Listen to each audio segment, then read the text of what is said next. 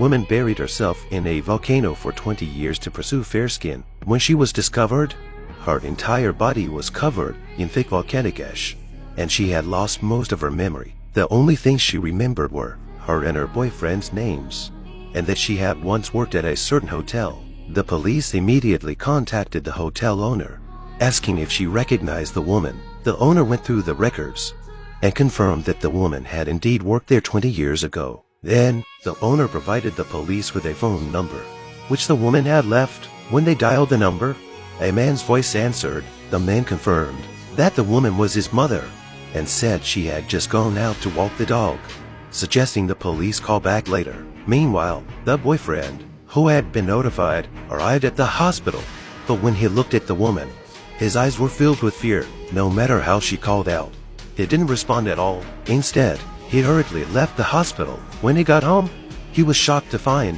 that the raven that had died the night before had come back to life, and its body was still intact. At night, the boyfriend dialed the number again, asking the man if he knew the woman. The man seemed very confused and said that his mother was at home and that it was impossible to have another mother. He asked the police to call the woman directly. When the woman answered the phone, her voice stunned the man. It was almost identical to his mother's voice. The man was about to ask where she was, when suddenly he heard his mother's voice coming from behind him. He quickly handed the phone to his mother, and during the call, his mother sounded very confused, thinking it might be a prank.